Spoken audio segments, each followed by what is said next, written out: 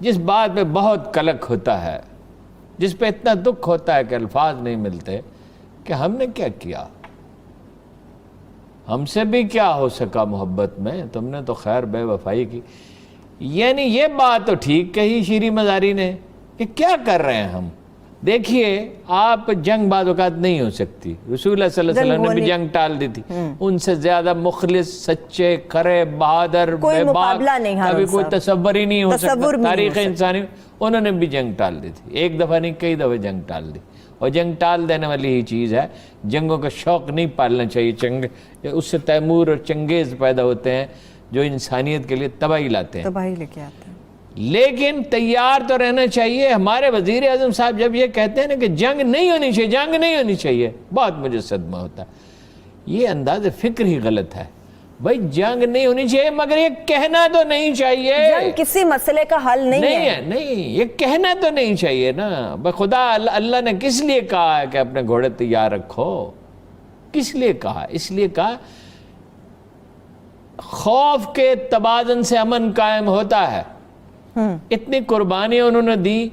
دیکھیے مسئلہ اقوام متحدہ کے ریزولیشنز ہیں.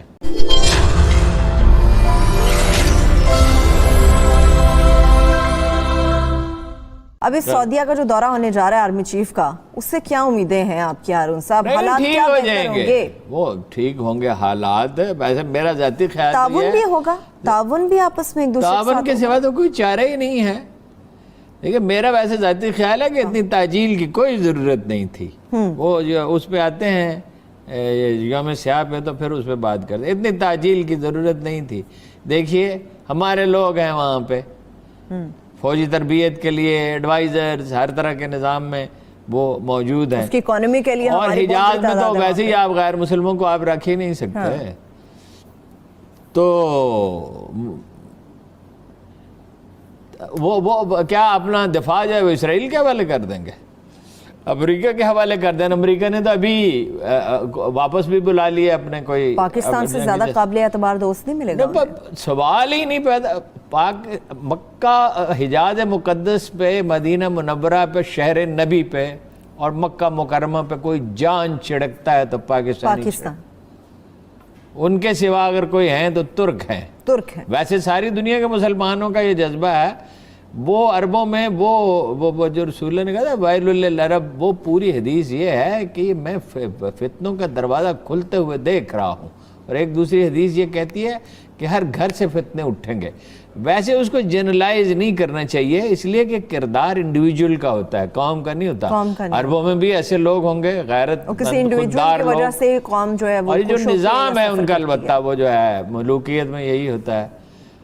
ایک بڑی تبدیلی یہ آ رہی ہے جس پہ گفتگو بہت کم ہو رہی ہے کہ 2023 میں یورپ اور ترکی کا معاہدہ ختم ہو جائے گا. ترکی کہاں میں کھڑا نظر آئے گا ہارون صاحب اس معاہدے؟ ترکی آج ایک اور بات پتہ چلی جو پہلے معلوم ہی نہیں تھی. وہ اہل علم سے بات کرے تو اندازہ ہوتا ہے.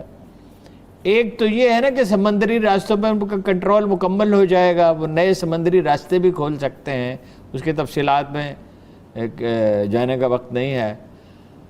تو اس سے ان کی آمدن میں بلینز آف ڈالرز کا اضافہ ہوگا.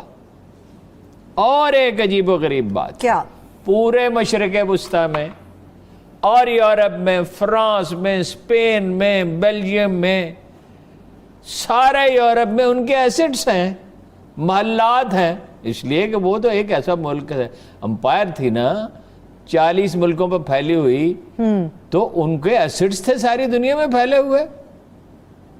دیکھیں نا ان کے فرانس میں ان کی بڑی بڑی عظیم الشان عمارتیں ہیں. لیونگ سٹینڈرڈ سے لے کے معیشت تک کہاں ترکی ہمیں کھڑا نظر آئے گا ہارون صاحب؟ یہ تو وہ ترکی کا جو رول ہے وہ بڑھتا چلا جائے گا. اب ہونا تو یہ چاہیے نا، اگر کوئی دانا لوگ ہوں، یہ ایک ملک اور ایک لیڈر کا کام نہیں ہے. انیشیٹو پاکستان اور ترکی کو لینا چاہیے، اور ملائیشیا کو شامل، ایک ملک کو شامل کرتے جائیں کہ ان کی مصالحت کرائیں، ان کے تحفظات دور کریں. مثلا عربوں کے دل میں یہ جو اندیشہ بیٹھا ہوا ہے 300-400 سال سے کہ بھئی یہ حجاز مقدس کا رخ کریں گے. ایران بھی تو اپنا اثر و رسوخ پھیلا رہا ہے نا. ایرانیوں میں یہ بڑا پرابلم ہے.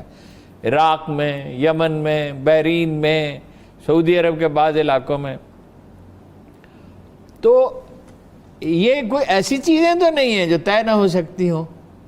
پھر اس میں ایک نیا فیکٹر آ گیا, وہ بریک سے واپس چین آ گیا ہے اس میں. چائنا اس میں کس طرح سے آیا, اس کی انوالومنٹ کیسی رہے گی؟ ایک چھوٹی سی بریک سے واپس آ کے اس میں بات کروں گی. اس نئے فیکٹری چائنا کی انوالومنٹ کے حوالے سے بات کر رہے تھے. چین ہیلپ فل ہو سکتا ہے نا, ایران اور عربوں کے تعلقات بہتر بنانا, اس لیے کہ عربوں سے اس کو کوئی تضاد تو نہیں ہے. ہاں لیکن اگر وہ نیپال میں انویسٹمنٹ کر سکتا ہے, بنگلہ دیش میں انویسٹمنٹ کر سکتا ہے, عالم عرب میں کیوں نہیں کر سکتا؟ اور اس کا کسی قسم کا کوئی تضاد اور کوئی جھگڑا نہیں ہے. لیکن انیشیٹو مسلمان ملکوں کو لینا چاہیے, اور یہ ضروری نہیں ہے کہ حکمران ہی ہر وقت بھاگتے پھریں, اور بھی ذمہ داریاں ہوتی ہیں. ٹریک ٹو مذاکرات بھی ہو سکتے ہیں ترکوں میں اور عربوں میں, اور ترکوں میں اور عربوں میں بھی, اور ایرانیوں کے ساتھ, اور اسی طرح پاکستان کے بارے میں بھی اگر ہو. میرا نہیں خیال کہ اب ایرانیوں کے پاکستان کے بارے میں, ترکوں اور عربوں کی اگر بات کرتے ہیں تو کوئی نتیجہ خیز یہ ہوں گے مذاکرات؟ کوئی ایسے اگر دیکھیں فالو اپ کرنا پڑتا ہے, اگر بتدریج بات چیت ہو. عربوں کے تحفظات ہیں ایران سے, ایران کے تحفظات ہیں عربوں سے, جی ٹھیک ہے.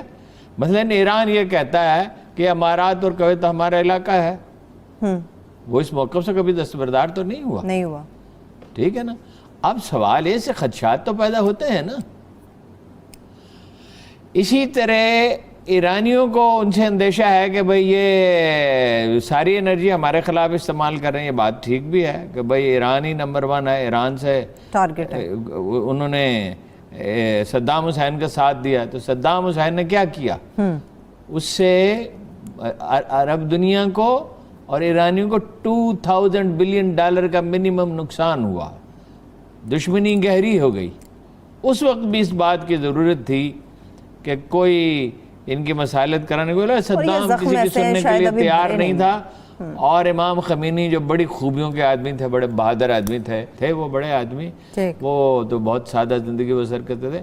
ایک آدمی نے جو اتفاق سے وہاں موجود تھا مجھے بتایا کہ انہوں نے ایک دفعہ ایرانی کابینہ کو بلایا اچھا کھانے پہ, اور وہ اس نے پتہ کیا, پوچھا کہ کتنے پیسے خرچ ہوئے, تو پتہ چلا کہ 52 تومان. اور وہ پاکستانی اماؤنٹ میں کس طرح؟ وہ 500-700 روپے, یعنی یہ بتاؤ یہ 30 سال پہلے کی بات ہے. اچھا اس وقت میں بھی تو شاید اتنے کم نہیں, سوال ہی پیدا نہیں ہوتا. مطلب کابینہ کو کھانا کھلایا, میں نے کہا کیا کھلایا؟ اچھا انہوں نے کہا ابلے ہوئے چاول اور سیخ کباب اور بس, دیٹس آل. یہ ایک عام ایرانی کا کھانا یہی ہے. اچھا تھوڑا سا زعفران ڈال دیتے ہیں. زعفران, ایرانی زعفران کی تو پھر بات ہی اور ہے ہارون صاحب. چلے آگے بڑھتے ہیں. آپ نے ایران کی بات کی, میں چائنا کی بات کرتی ہوں. سی پیک کی بات کرتے ہیں. آپ کی باجوہ صاحب سے کیا بات ہوئی ہے سی پیک پہ؟ سی پیک پہ دیکھیے نا, انہوں نے ایک تو مجھے کیوریوسٹی تھی کہ انٹرنشپ کا کیا کر رہے ہیں. تو انہوں نے کہا ایگریکلچر کے کچھ ایکسپرٹس ٹریننگ دیں گے, 3 ماہ کی ٹریننگ دیں گے, پھر مزید بھی ہو سکتی ہے. اچھا کیمیکل انجینئر اور دوسرے جو انجینئر ہوتے ہیں, مختلف قسم کے انجینئر اور ایگریکلچر سے ریلیٹڈ انجینئرز جو ہیں. اچھا کس لیے؟ وہ اس کے لیے پورٹ کے لیے ان کی ٹریننگ کی جائے گی, گوادر کے لیے اسپیشلی. ایگریکلچر کے کس لیے؟ انہوں نے کہا بھائی چینی کمپنیوں کو انوائٹ کر رہے ہیں, 12 نئے منصوبے بنا رہے ہیں بجلی کے, ٹھیک ہے, اور چینی کمپنیوں کو انوائٹ کر کارپوریٹ فارمنگ کے لیے. یہ پاکستان کے لیے, میں نے ان سے کہا جناب والا بیج ہے نہیں کپاس کا, اچھا نہ بجلی کا. انہوں نے کہا یہی تو تبدیلی آئے گی. ایک تو سکھر سے لے کے تو حیدرآباد تک جو موٹر وے ہے وہ بی او ٹی پہ بنے گی, اور بھی اچھا بلوچ ایک موٹر وے بنے گی کراچی سے کوئٹہ اور کوئٹہ سے گوادر. ایک بڑی موٹر وے بنے گی جس سے اکنامک ایکٹیویٹی بڑھ جائے گی. یہ ابھی تجویز ہے, اس میں کوئی فیصلہ میرے خیال میں نہیں ہوا. لیکن یہ ابھی 3 ماہ کی جو انٹرنشپ کو قرار ہے, اس میں پورے ملک سے نوجوان شامل ہو بہت سے لوگ بتدریج بہت سے لوگ اس میں ٹرینڈ ہو جائیں گے. ٹھیک ہے. اچھا پھر یہ ہے فیصل آباد کا ہے انڈسٹریل کمپلیکس, انڈسٹریل زون کہیں گے, انڈسٹریل کمپلیکس 3800 ایکڑ کا ہے, اور اس میں کوئکلی یہ چند دنوں میں 900 ایکڑ فروخت ہو گئے. 3000 ایکڑ کا ہے دھابے جی کا. اچھا ٹھٹھا اور کراچی کے درمیان، اس پہ بھی کام شروع ہو گیا. اور رشکئی کا ہے پختونخوا میں 1000 ایکڑ کا.